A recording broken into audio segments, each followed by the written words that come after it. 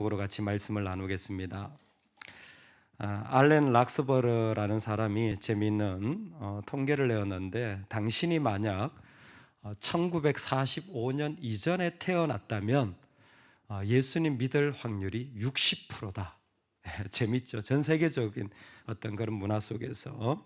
그런데 만약 당신이 65년 이후에 70년대생에 태어났다면 예수님 믿을 확률이 20%다.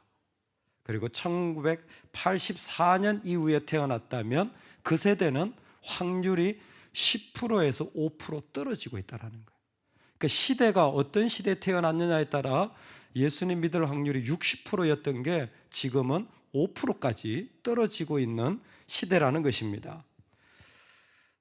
여호수아, 요셉, 이삭, 다윗, 이분들은 축복받은 거예요. 어지간하면 예수님 믿을 수 있는 복의 자리를 받았기 때문입니다. 할렐루야.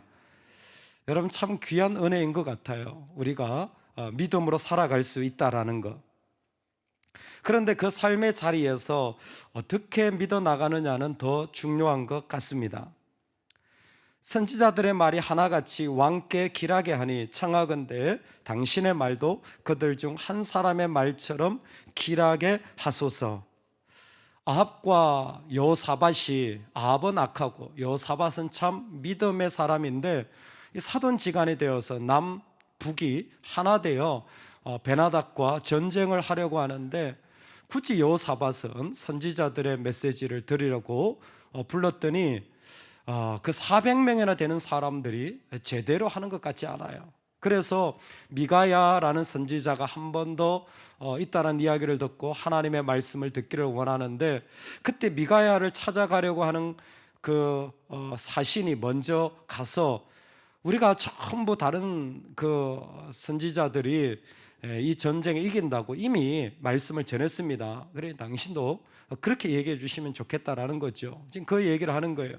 근데 그 앞에 있는 선지자들이 어떻게 전했냐면, 시드기야라는 선지자는 철로 만든 뿔을 가지고 와서 이렇게 아합이 북쪽 사람을 찌를 것입니다.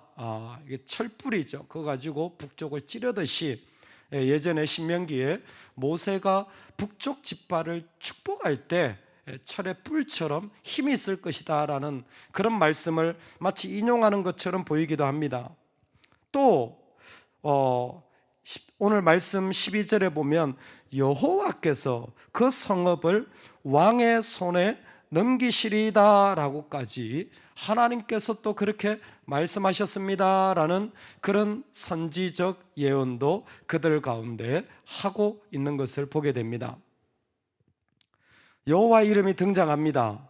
그리고 이전에 가졌던 신앙의 메시지도 등장을 합니다. 그들이 가지고 있었던 경험과 지식이 동원되어집니다.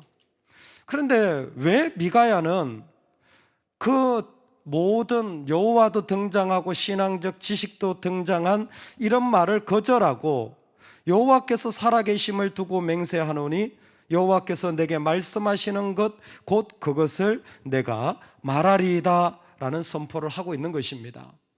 여러분, 우리에게 정말 중요한 것은 무엇이냐면, 이제는 가나안 종교를 희석시키며 살아가지 말아야 된다는 것입니다. 여호와 종교와 가나안 종교는 다른 것입니다.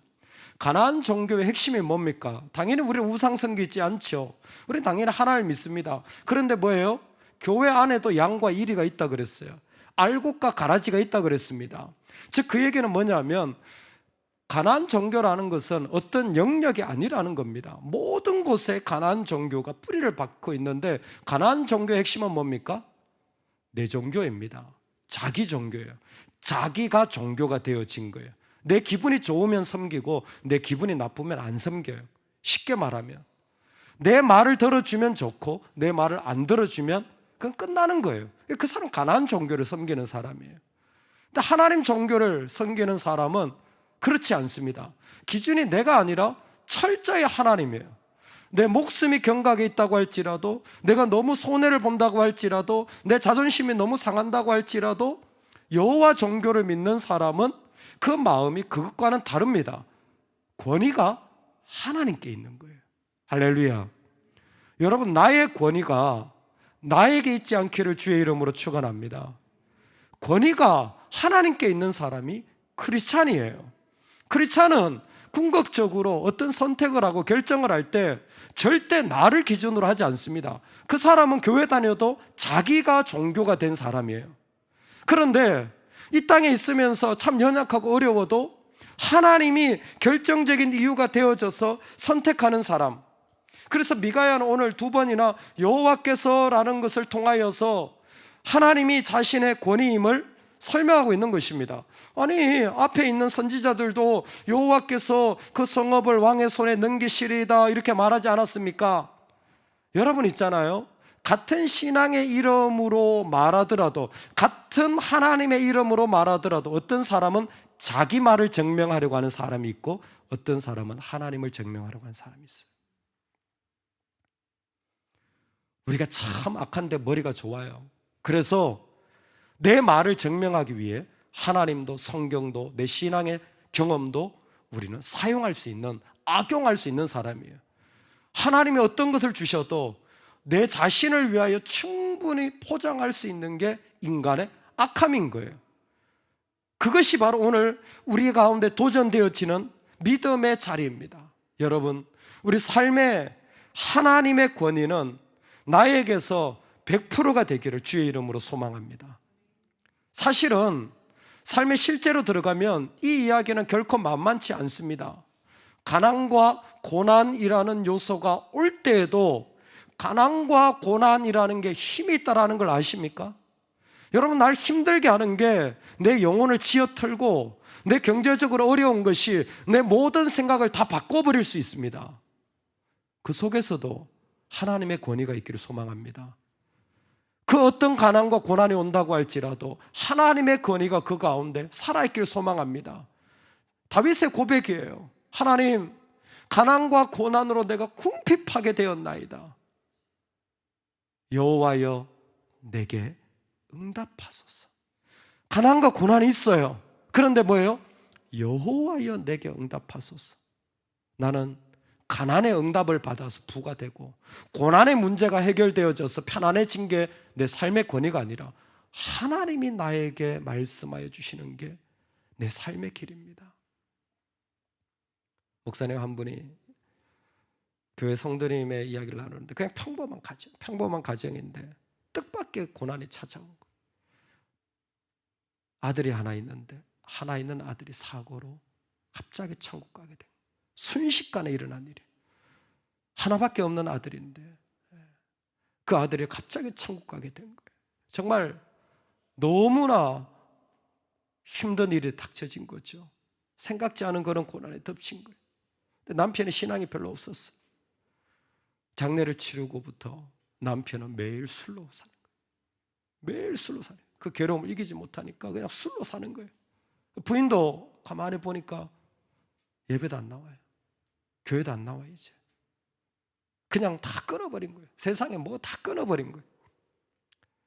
그런데 어느 날 보니까 그 부인이 금요 체라를 나오신 거예요. 갑자기 주일 예배도 안 나오시던 분이 금요 체라를 나오신 거예요. 그래서 체라 기도를 마치고 어떻게 지내셨냐고 조심스럽게 묻고 어떻게 나오셨냐 물었더니 자기도 너무 마음이 힘들어가지고 뭐 집에 나갈 생각도 없고 집에만 있는데 불현듯 그런 마음이 들더라는 거예요. 기도는 해야 되겠다. 기도는 해야 되겠다. 그 마음이 들더라는 거예요. 기도는 해야 되겠다. 할렐루야. 이게 모태신앙의 힘이에요. 신앙 교육의 힘이에요. 자기가 모태신앙이라는 거예요. 근데 정말 다 싫은데 그냥 내가 생각하고 싶었던 게 아니라 기도는 해야 되겠다. 그 마음으로 기도의 자리에 나온 거예요. 몇 년이 지나고 나서는 그 여집사님이 그렇게 얘기하시더래요. 하나님이 아들을 데려가셨지만 그 아들을 살려주시진 않았지만 하나님이 남편과 나는 살려주셨다고. 그 부인이 기도하면서 어느 시간이 지나자 보니까 남편하고 자기가 예배 자리에 앉아서 하나님께 찬송하고 있더라는 거예요. 여러분, 슬픔이라는 고난이, 우리 안에 아픔이라는 고난이 얼마나 큰지 모릅니다. 근데 하나님의 권위가 더 있기를 간절히 소망합니다. 우리 삶에 주님의 권위가 어떤 자리에도 있어서 주님 말씀하시면, 주님이 기뻐하시면 그 자리에 설 수 있는, 400명이 다른 이야기를 하지만 미가야는 여호와께서 살아계심을 두고 맹세하노니 여호와께서 내게 말씀하시는 것 곧 그것을 내가 말하리라. 아멘. 우리 한번 우리 손가락을 펴가지고 입에다 한번 댑시다. 입에다 대고 우리 말씀 그대로 합시다. 나는 여호와께서 기뻐하시는 말만 하리라. 할렐루야. 아멘. 여러분, 우리 입술에서 여호와께서 기뻐하시는 말만 나오기를 소망합니다. 내 종교 말하지 마세요. 우리 하나님을 믿는 백성이잖아요. 덩켈만이라는 사람이 이렇게 얘기했습니다. 현대의 이웃의 개념은 주위에 살고 있는 사람을 방해하지 않고 조용히 두는 것이다. 주변에 살고 있는 사람이 방해받지 않고 살도록 조용히 두는 게 이웃의 개념이라는 거예요. 현대가 그런 거예요. 근데 예수님 뭐라고 말씀하는지 아세요? 너희는 동네로 들어가라. 너희는 동네로 들어가라. 지금 우리가 사는 시대는 건드리지 마세요 라는 시대인데, 예수님 뭐라고 말씀하시냐면 복음을 들고 동네로 들어가라. 복음을 들고 이웃으로 들어가라. 복음을 들고 내가 기뻐하는 자리로 걸어 들어가라. 어두운 시대에 조그만 교회가, 연약한 백성들이 그래도 기도는 해야 되지 않겠나 라는 마음으로 특세를 준비했습니다. 우리가 다른 건 못해도 그 팬데믹의 시대에 뭐 했냐? 다 어렵습니다. 근데 나는 믿는 사람이니까 믿음의 일을 해야 될 줄로 믿습니다. 어떤 부분에 주의하고 어떤 부분에 따라가고 어떤 부분에 함께하고, 그런데 우리 안에는 하나님의 권위가 있어야 되는 거예요.